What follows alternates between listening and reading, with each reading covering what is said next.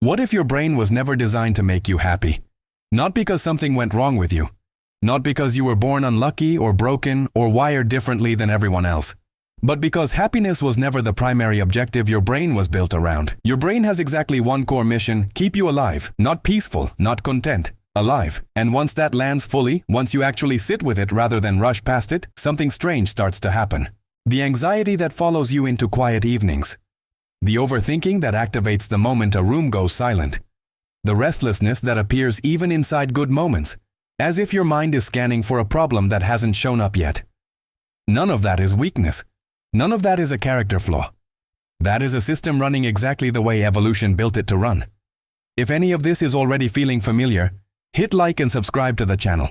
And at the end, drop a comment telling us, which of these habits do you think your brain needs the most right now? Read every single one of them. Thousands of years ago, the humans who survived were not the ones who felt safe. They were the ones who stayed alert, who assumed danger before the danger showed up, who noticed the threat in the shadow before it became a predator. The nervous system that kept scanning, kept worrying, kept anticipating worst-case scenarios. That system kept people alive long enough to pass their genes forward. The people who relaxed too much did not make it. So the brain you inherited is not broken. It is ancient. It is a finely tuned survival machine operating in a world that looks completely different from the one it was designed for. The threats today are not physical. They are social, emotional, psychological. A message left unread. Your brain registers that as rejection. A mistake made in front of others. Your brain processes that as threat. Someone your age accomplishing more. Your brain treats that as a signal that you are falling behind in a race you were never clearly shown the rules to. Same brain, different world. And because this system runs automatically, beneath conscious awareness, most people spend years assuming something is fundamentally wrong with them. They search for explanations in their past. They blame their personality. They conclude that peace is simply not available to them. But the real explanation is far more mechanical and far more hopeful than that. Your brain is not fixed. That is not a motivational statement. It is a biological fact. Neuroplasticity is the brain's documented ability to physically reshape itself based on what you repeatedly think, repeatedly feel, and repeatedly do. Your daily habits are not just routines. They are structural instructions. Every pattern you repeat consistently teaches your brain what to reinforce, what to expand, what to make automatic. If you repeatedly cycle through stress, comparison, digital overstimulation, and anxious overthinking, your brain becomes more efficient at all of those things. The neural pathways for those experiences get wider, faster, easier to activate. But the same principle applies in the opposite direction. Repeatedly practice stillness, focus, gratitude, and presence, and your brain starts strengthening those pathways instead, not through willpower alone, through repetition over time. Share this with someone whose mind never seems to slow down. And keep watching, because the habits coming up are the ones most people never try, and the ones that actually shift things. This is where 10 specific habits enter, not 10 tips to feel better for a day. 10 practices that, when repeated consistently, physically change how your brain operates. Not overnight, not dramatically, but permanently. The first habit is interrupting the negative loop before it fully takes hold. Most people don't realize how automatic the spiral is. One small trigger lands, and within seconds the mind is deep inside a story it built from almost nothing. Imagined conversations, worst-case projections, replayed memories that have nothing useful left to offer. The longer that loop runs uninterrupted, the more deeply grooved it becomes in the brain, because neurons that fire together wire together. The solution is not eliminating negative thoughts. That is not possible, and trying to force it creates more tension. The goal is interruption. The moment you notice the spiral beginning, redirect attention to something physically real. The floor beneath your feet, a sound in the room, the temperature of the air. Attention is the mechanism. Whatever it returns to consistently is what the brain reinforces. The second habit is staying with positive experiences longer than feels natural. The brain registers negative events automatically and deeply. Positive ones pass through quickly unless you deliberately slow them down. One difficult comment can outlast 10 moments of genuine warmth. That asymmetry is not a personality trait. It is biology. So when something good actually happens, pause. A conversation that felt easy. A morning that came together, a task finished, a moment of unexpected quiet. Do not rush past it immediately. Hold it for a few extra seconds. Let the emotional texture of it fully register. The longer you consciously remain inside a positive experience, the more completely the brain encodes it. Over time, the brain starts expecting good moments rather than only scanning for threats. The third habit is reducing mental noise. The brain was not designed to process the volume of stimulation now available every waking hour. Most people begin their days by flooding their minds with notifications, arguments, comparisons, and content designed specifically to keep them agitated and engaged. The nervous system never gets a chance to reset. Sometimes what presents itself as anxiety is not anxiety at all. It is overstimulation that has nowhere to go.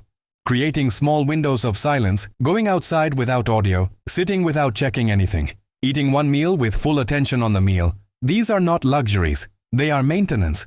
The fourth habit is moving your body every day and understanding why it works. The nervous system does not distinguish cleanly between physical and emotional stress.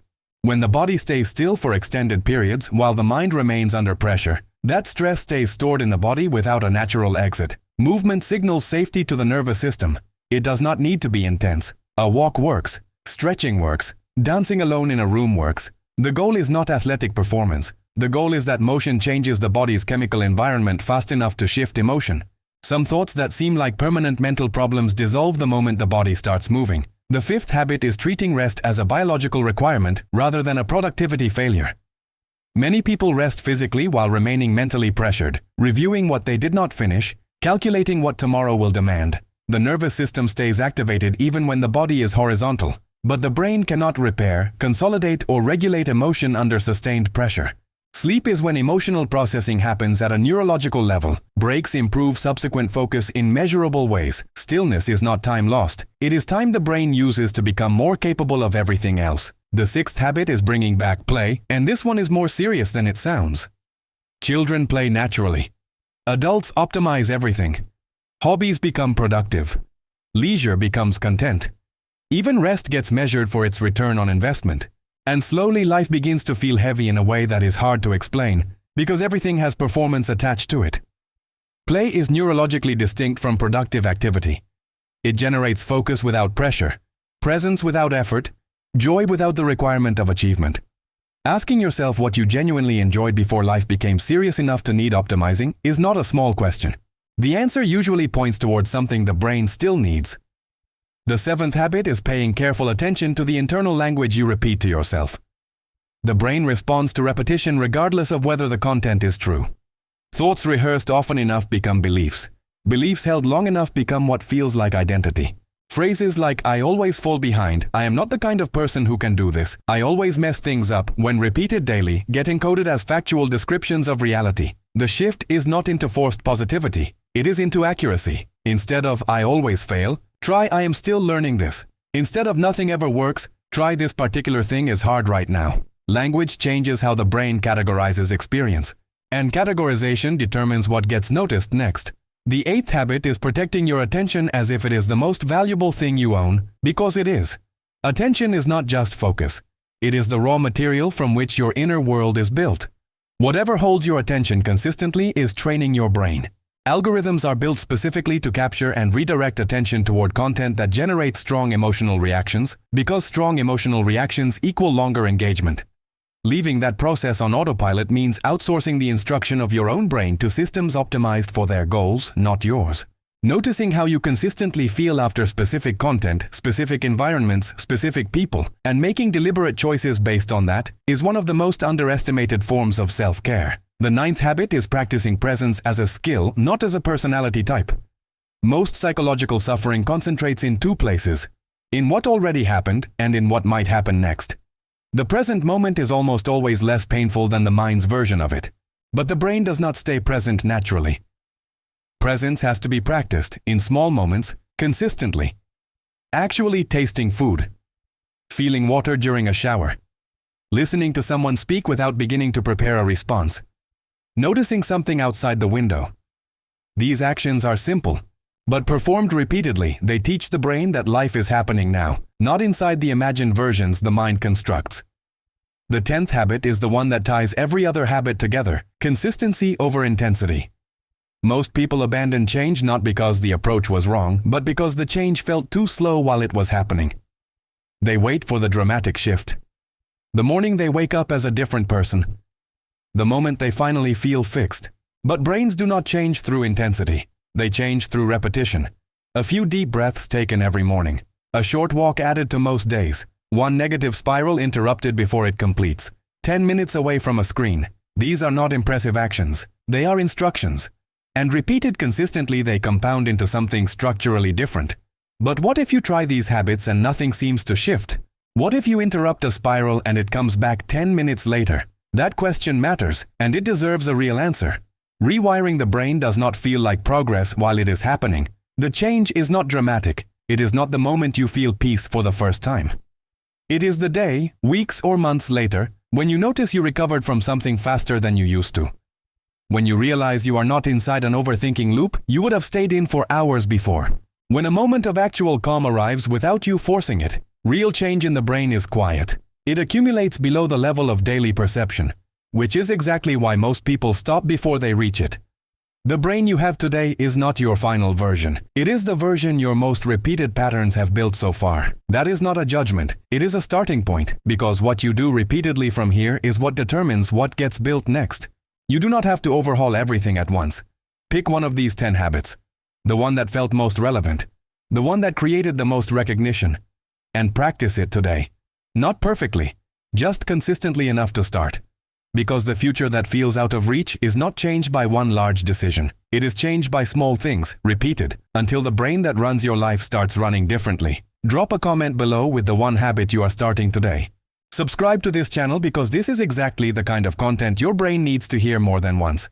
Send this video to someone who is always in their head and never gives themselves permission to rest. And if this shifted something for you, even slightly, hit like. Because sometimes the right idea at the right moment is the beginning of an entirely different life.